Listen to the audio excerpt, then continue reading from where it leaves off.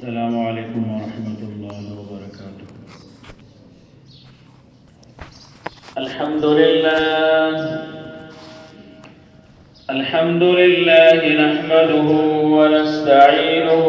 ونستغفره ونؤمن به ونتوکل علیہ ونعوذ باللہ من شرور أنفسنا ومن سيئات أعمالنا، من يهده الله فلا مضل له ومن يضلله فلا هادي له، وأشهد أن لا إله إلا الله وحده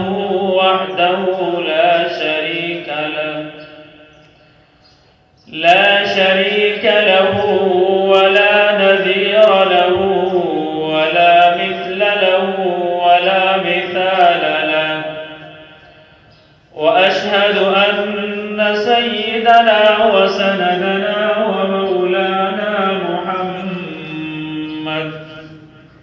سيد الرسل محمد إمام القبلتين محمد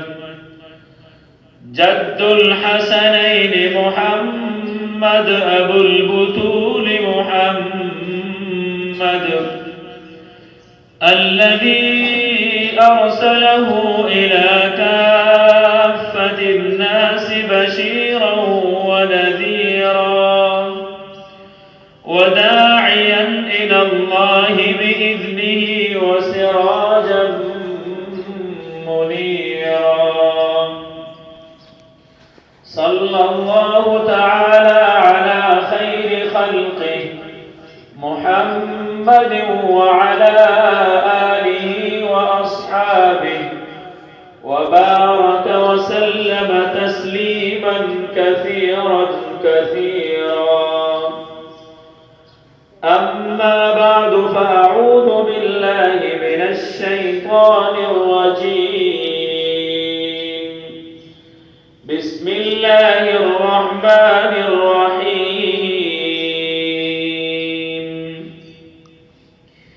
إن الذين يحبون أن تشيع الفاحشة في الذين آمنوا لهم عذاب أليم في الدنيا والآخرة والله يعلم وأنتم لا تعلمون. وقال النبي صلى الله عليه وسلم: إذا فاتك الحياء فافعل ما شئت. صدق الله وصدق وبلغنا رسوله النبي الكريم، ونحن على ذلك لمن الشاهدين والشاكرين، والحمد لله رب العالمين. برادران اسلام، عزیزان قوم، میرے بھائی اور دوستو، میری بہنوں،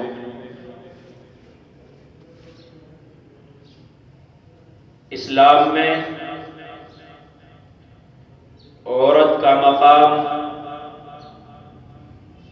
اسلام نے عورت کو کیا حیثیت دی، عورت بحیثیت ایک عورت کیا ہے، اس کے حقوق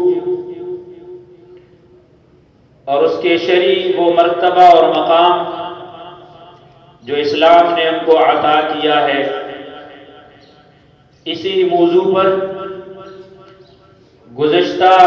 جمعہ چند معروضات پیش کیے تھے، اسی تسلسل کو جاری اور باقی رکھتے ہوئے آج کی نشست میں اسی موضوع کے مناسبت سے چند ضروری بات اور چند اہم امور کی طرف آپ کی توجہ مبذول کرانا چاہوں گا۔ اللہ رب العزت سے دعا ہے کہ قرآن و سنت کی روشنی میں حق سچ کہنے اور ہم سب کو اس پر عمل کرنے کی توفیق نصیب فرمائے۔ میرے دوستو، عورت اسلام نے ان کو وہ مرتبہ اور مقام دیا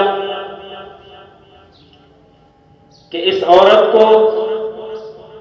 جو معاشرے میں ایک لونڈی اور ایک غلام کی حیثیت سے زندگی گزارتی تھی،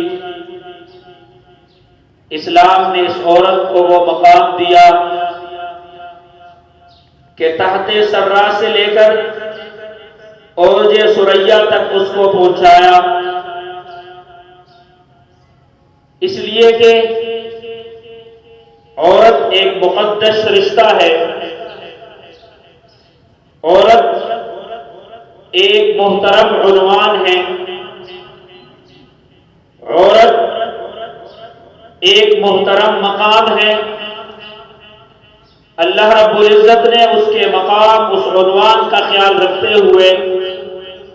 اس کو وہ مرتبہ اور مقام دیا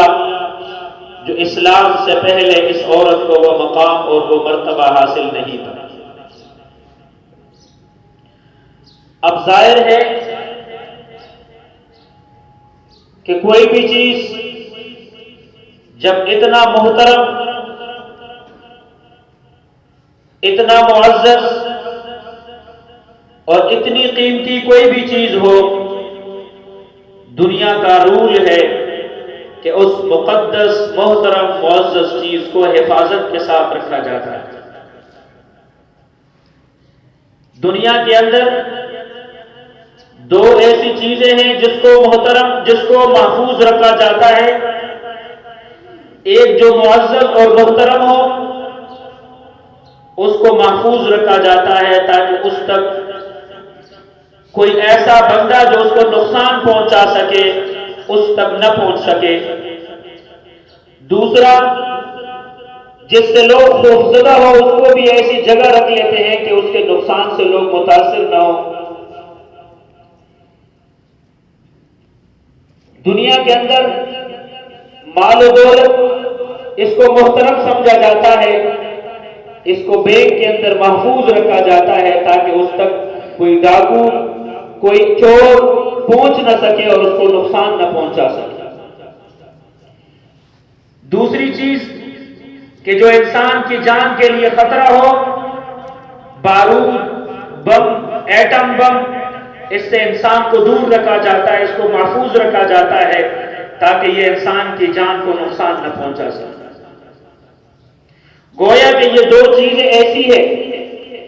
کہ اس کا احترام، اس کو ایسی جگہ رکھا جاتا ہے کہ جہاں سے لوگ اس سے محفوظ ہو، اس کے شر سے، اور وہ بھی لوگوں کے شر سے محفوظ ہو۔ عورت یہ اللہ رب العزت نے اسی طرح مقدس اور محترم پیدا کیا۔ اللہ رب العزت نے اس کو گھر کا ملکہ بنایا اور اس کو گھر کے اندر رہنے کا حکم دیا تاکہ لوگوں کی نظروں سے اس پر غلط نظریں لگ کر چور اور ڈاکو نظریں اس تک پہنچ نہ سکے اور اس کے عزت و آبرو کو متاثر نہ کر سکے۔ اور انسان کو بحیثیت انسان اور مرد اس سے دور رہنے کا حکم دیا کہ کہیں یہ آپ کے ایمان اور اعمال کو نقصان نہ پہنچا سکے۔ تو ایک طرف یہ معزز اور محترم بھی ہے، دوسری طرف یہ انسان کے اعمال اور ایمان کے لیے خطرہ بھی قرار دیا، فتنہ قرار دیا، آزمائش قرار دیا تاکہ انسان اس سے دور رہے، مرد اس سے دور رہے، نامحرم سے دور رہے تاکہ انسان کے اعمال اور ایمان محفوظ ہو سکے۔ پچھلے جمعے میں نے یہی بات عرض کی تھی کہ کچھ اسباب اور کچھ ذرائع ایسے ہیں کہ اس فتنے سے مرد بھی اپنے آپ کو محفوظ رکھ سکتا ہے، عورت بھی محفوظ رکھ سکتی ہے۔ وہ کون سی چیزیں ہیں؟ وہ 11 عوامل اور اسباب مرد کے لیے بتائے اور 8 عورت کے لیے بتائیں کہ اس کے مطابق اگر مرد ان اصولوں کے مطابق اگر عورت زندگی گزارتی ہے تو اس مرد کے لیے بھی اس فتنے سے بچنا اور عورت کے لیے بھی اس فتنے سے بچنا آسان ہو جائے گا، ورنہ نہ یہ عورت کا رشتہ مقدس رہے گا، نہ محترم رہے گا، اور نہ انسان کا عمل اور انسان کا ایمان محفوظ رہے گا۔ اس لیے علماء نے لکھا ہے کہ سب سے پہلے انسان کو اپنے رب سے اس کے بارے میں تعلق جوڑنا چاہیے، اپنے رب سے مانگنا چاہیے کہ جہاں دنیا میں اور فتنے ہیں، جہاں اور فتنوں سے حفاظت کی ہم دعا مانگتے ہیں، وہاں اپنے رب سے اس فتنے، اس آزمائش سے بچنے کی بھی ہم دعا مانگے۔ جناب رسول اللہ صلی اللہ علیہ وسلم نے ہمیں یہی تعلیم دی ہے۔ اس ہستی سے اس فتنے میں آزمائش اور اس میں مبتلا ہونے کی کوئی ایسی بات نہیں تھی کہ رسول اللہ صلی اللہ علیہ وسلم اس فتنے میں محفوظ ہو جائے۔ وہ تو ہر قسم کے صغیرہ اور گناہوں سے معصوم ہے، لیکن پھر بھی دعا مانگتے ہیں، اللہم انی اعوذ من فتنۃ النساء، اے ربا عورت کے فتنے سے مجھے محفوظ فرما دے۔ امت کو تعلیم دینے کے لیے کہ جہاں آخری وقت، اس امت کے آخری حصے میں جہاں اور فتنے آئیں گے وہاں عورت کا فتنہ ہوگا، اس فتنے سے میں محمد بھی بچنے کی دعا مانگتا ہوں، آپ بھی بحیثیت امتی اس فتنے آزمائش سے بچنے کے لیے اس دعا کا اہتمام کر لے کہ اللہم انی اعوذ من فتنۃ النساء، ربا مجھے فتنے عورت کے فتنے سے محفوظ فرما۔ تو سب سے پہلا عمل یہ ہے کہ ہم اپنے رب کی طرف متوجہ ہو جائیں۔ جہاں ہم اور دعاؤں کا اہتمام کرتے ہیں وہاں اس دعا کا بھی اہتمام کریں گے تو اللہ رب العزت اس دعا کی برکت سے اس فتنے سے ہم کو محفوظ فرمائیں۔ دوسرا عمل فرمایا اپنی نظروں کی حفاظت کر لے، آپ کی نظریں نامحرم پر نہ پڑے، اور دوسری طرف عورت کو بھی کہا کہ آپ کی نظریں کسی نامحرم عورت مرد پر نہ پڑے۔ جانبین سے یہ مشترکہ وہ عمل ہے جس کے لیے مرد کا بھی اہتمام ضروری ہے، عورت کا بھی اہتمام ضروری ہے۔ مرد کی نگاہیں کسی نامحرم سے نہ ٹکرائیں اور نامحرم عورت کی نظریں کسی نامحرم مرد کو نہ ٹکرائیں، ورنہ مرد بھی اس فتنے میں مبتلا ہو جائے گا اور عورت بھی اس فتنے کے اندر مبتلا ہو جائے گی۔ رسول اللہ صلی اللہ علیہ وسلم کے پاس صحابی رسول حضرت عبداللہ بن مکتوم رضی اللہ تعالیٰ عنہ تشریف لائے، ازواج مطہرات بیٹھی ہوئی تھی۔ آپ صلی اللہ علیہ وسلم نے فرمایا پردہ کیجیے۔ وہ عرض کرنے لگی یا رسول اللہ ان کو تو نظر ہی نہیں آ رہا ہے۔ آقا نے فرمایا ان کو تو نظر نہیں آ رہا لیکن آپ تو ان کو دیکھ رہی ہیں۔ آپ صلی اللہ علیہ وسلم کی تعلیمات بتا رہی ہے کہ جیسے مرد کے لیے ایک نامحرم عورت کو دیکھنا جائز نہیں، ایسے ایک نامحرم عورت کے لیے کسی نامحرم مرد کے اوپر نگاہ ڈالنا بھی جائز نہیں۔ تو دوسرا عمل جو دونوں میں مشترکہ عمل ہے، قرآن کریم کے اندر بھی اسی کی طرف اللہ رب العزت نے ہماری توجہ دلائی کہ آپ مرد اور اپنی نگاہوں کو پست رکھے، نیچے رکھے۔ عورت بھی اگر باہر کسی کام کے لیے نکلتی ہے وہ بھی اپنی نگاہوں کو نیچے رکھے، کسی نامحرم مرد پر اس کی نگاہیں نہیں پڑنی چاہیے۔ ورنہ رسول اللہ صلی اللہ علیہ وسلم نے فرمایا یہ تیر ہے، نظر یہ شیطانوں کے تیروں میں سے ایک تیر ہے، یہ تیر جس پہ پڑتا ہے وہ اس شکار کو کر لیتا ہے اور اس جال کے اندر وہ پھنس جاتا ہے۔ کہیں رسول اللہ صلی اللہ علیہ وسلم نے اس کو جال سے تعبیر کیا، جیسے ایک شکاری جال پھینکتا ہے شکار پکڑنے کے لیے یا تیر پھینکتا ہے شکار کو زخمی کرنے کے لیے۔ فرمایا یہ نظر یہ جال ہے، یہ تیر ہے شیطان کا، اس سے انسان پھنس جاتا ہے اور اس تیر کا زخمی یہ کبھی دوبارہ اس کا مرہم نہیں ہو سکتا، وہ اس فتنے کے اندر مبتلا ہوتا ہے۔ اس لیے مسلمان مرد ہو اور مسلمان عورت اس کو اپنی نگاہوں کو نیچے رکھنے کے لیے حکم دیا۔ تاکہ عورت کا مقدس رشتہ انسان مرد کے اس تیر سے زخمی نہ ہو جائے، اور عورت کی اس نگاہ اور تیر سے مرد کا جو ایک مقدس رشتہ بحیثیت باپ، بیٹا، بھائی اور بحیثیت ایک شوہر، یہ جو رشتے مقرر ہیں، ان رشتوں کو نقصان نہ پہنچے اور یہ رشتے دنیا کے اندر بھی باعزت رہے اور آخرت کے اندر بھی باعزت رہے۔ اس لیے فرمایا اپنی نگاہوں کو نیچے رکھیں۔ تیسرا حکم جناب رسول اللہ صلی اللہ علیہ وسلم نے فرمایا کہ مسلمان کو چاہیے کہ وہ نکاح کو عام کر لے اور نکاح کو آسان کر لے۔ اس فتنے سے بچنے کا تیسرا سبب اور تیسرا وظیفہ، تیسرا عمل یہ ہے کہ ہم نکاح کو عام کر لیں۔ آپ صلی اللہ علیہ وسلم نے جہاں نکاح کی فضیلتیں بیان فرمائی، جہاں نکاح کرنے کے اور بہت سارے عوامل بیان فرمائے، وہاں یہ بھی فرمایا کہ اس سے انسان گناہ سے بچ جاتا ہے، اس فتنے میں مبتلا ہونے سے بچ جاتا ہے۔ انسان کے لیے جائز خواہشات کا ایک میدان ہے، وہ اپنی جائز خواہشات کو پوری کر لے اور گناہوں کی طرف نہ خود جائے اور نہ کسی کو دعوت دے دے۔ یہ تبھی ہو سکے گا جب معاشرے کے اندر نکاح عام ہو، اور جہاں نکاح عام ہوگا وہاں انسان آسانی سے گناہ سے بچ سکتا ہے۔ اس لیے رسول اللہ صلی اللہ علیہ وسلم نے فرمایا 3 چیزوں میں جلدی کر لے۔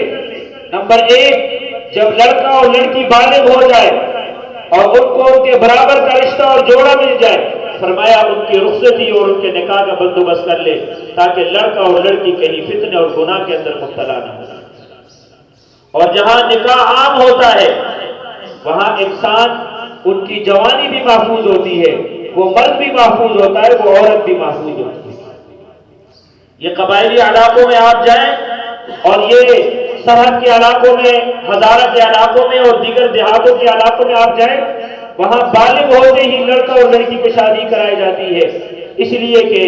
گناہ سے انسان بچ جائے۔ گناہ سے انسان بچنا یہ اس فتنے کے دور میں سب سے اہم عمل ہے۔ حضرت تانوی رحمۃ اللہ علیہ اس فتنے کے دور میں 2 عمل بتاتے ہیں۔ 5 وقت نماز کا اہتمام کر لو اور گناہ کبیرے سے اپنے آپ کو بچا دو، تو نکاح سے انسان اپنے آپ کو گناہ سے محفوظ رکھ سکتا ہے۔ نمبر 5، اگر کسی کی استطاعت نکاح کرنے کی نہیں ہے، وہ نکاح نہیں کر سکتا، وہ اس کے اخراجات برداشت نہیں کر سکتا، مہر نہیں دے سکتا اور اس کے لیے گھر کا بندوبست نہیں کر سکتا، تو پھر رسول اکرم صلی اللہ علیہ وسلم کی تعلیمات میں ہمیں رہنمائی ملتی ہے کہ آپ روزوں کا اہتمام کریں، روزے رکھیں۔ اس سے انسان کی خواہشات کنٹرول میں آ جاتے ہیں، انسان غلط راستوں میں نہیں چلتا۔ جب انسان غلط راستوں میں نہیں چلتا، یہی مقصود شریعت ہے، یہی مقصود اسلام ہے، یہی مقصود پیغمبر تھا کہ انسان گناہ کے راستے پہ چلنے کے بجائے وہ روزے رکھے تاکہ انسان کے خواہشات کنٹرول میں ہو اور یہ گناہ کی طرف نہ مرد اور نہ عورت یہ گناہ کی طرف نہ بڑھے۔ نمبر 7، فرمایا پردے کا اہتمام کر لے۔ عورت کو چاہیے کہ وہ گھر میں رہے، وہ گھر کا ملکہ ہے، اس کو گھر کی ملکہ اور شہزادی کی حیثیت دی ہے، وہ اپنے گھر میں رہے۔ اگر ضرورت کے لیے بتقاضۂ بشریت گھر سے باہر نکلتی ہے تو فرمایا آپ پردے کا اہتمام کریں، جلباب برقع ڈال کے گھر سے نکلے تاکہ کسی نامحرم کی نگاہ آپ کے چہرے اور آپ کے جسم پر نہ پڑے۔ یہ پردہ، اس کا فلسفہ یہی ہے کہ یہ عورت محفوظ رہے، اور جب عورت محفوظ رہے گی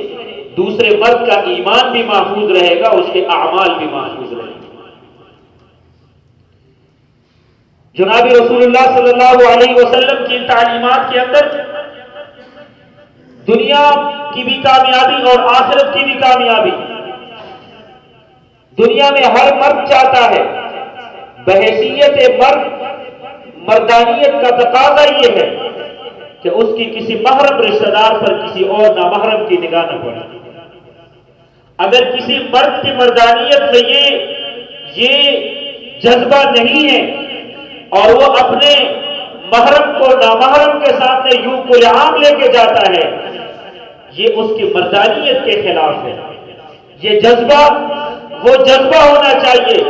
کہ میں اپنے محرم رشتہ دار کو، عورت کو باہر کسی ضرورت کے لیے نکالوں تو میری مردانیت کا تقاضا یہ ہونا چاہیے کہ اس کے اوپر کسی نامحرم مرد کی نگاہ نہ پڑے، اس لیے کہ یہ اس کے دنیا کے تقاضوں میں سے ایک تقاضا ہے کہ وہ عورت پر غیرت لاتا ہے، اور اس غیرت کا تقاضا یہ ہے، اسلام کا بھی تقاضا یہ ہے کہ اس پر کسی نامحرم کی نگاہ نہ پڑے۔ اور اگر کسی کے اندر یہ جذبہ نہیں ہے تو پھر تو ظاہر ہے بے حسی کا وہ عالم ہے کہ جب بے حسی کے عالم میں انسان اس درجے تک پہنچ جاتا ہے، اس کو سمجھانے کے لیے رسول اللہ صلی اللہ علیہ وسلم کے دور میں لوگ جب بے حس ہو گئے، قرآن کا بھی نزول ہو رہا ہے، جبریل خود تشریف لاتے ہیں، لیکن لوگ الزامات لگا رہے حضرت عائشہ رضی اللہ تعالی عنہا پر، وہ بے حسی کے اس انتہا تک پہنچ گئے کہ وہ اس وقت بھی نہیں سمجھ رہے تھے، تو آج کے امتی میرے اور کسی عام عالم کے کہنے پر پھر نہیں سمجھے۔ اس لیے غیرت کا تقاضا بھی یہی ہے، اسلام اور دین کا بھی تقاضا یہ ہے کہ گھر سے نکلتے وقت اپنے محرم رشتہ دار کو ہم برقع اور پردہ کرائے تاکہ کسی نامحرم کی نگاہ اس کے چہرے پر نہیں۔ نمبر 8ویں چیز یہ ہے کہ فتنے کے اس دور کے اندر فتنوں کے متعلق ہم آگاہی حاصل کر لیں کہ یہ دور، یہ اس امت کا آخری دور ہے، یہ فتنوں کا دور ہے۔ جیسے نماز ہم پڑھتے ہیں، نماز کا علم ضروری ہے، حج ہم کرتے ہیں، حج جانے سے پہلے ہم اس کی تربیت لیتے ہیں، اس کا علم ضروری ہے۔ رمضان کے روزے آ رہے ہیں، رمضان سے پہلے ہم رمضان کے متعلق تربیت حاصل کرتے ہیں کہ ہم نے کیا کرنا ہے، کس چیز سے منع ہونا ہے۔ اعتکاف میں بیٹھتے ہیں، اعتکاف سے پہلے تربیت حاصل کرتے ہیں۔ ایسے ہی اس فتنوں کے دور میں زندگی گزارنے کے لیے ان کی آگاہی ضروری ہے کہ میرے متعلق اس وقت کیا احکامات متوجہ ہو رہے ہیں، ایک عام آدمی کے متعلق کیا احکامات متوجہ ہو رہے ہیں کہ اس کے حصول کے بعد ہم اس کی روشنی میں اپنی زندگی گزارے تاکہ فتنوں کے اس دور میں ہم فتنوں سے اپنے آپ کو محفوظ رکھ سکیں۔ اور انہی فتنوں میں سے ایک یہ عورت کا بھی فتنہ ہے، تو جب تک اس کی تعلیمات میں حاصل نہ کر سکوں اس وقت تک میں اس فتنے سے محفوظ نہیں رہ سکتا۔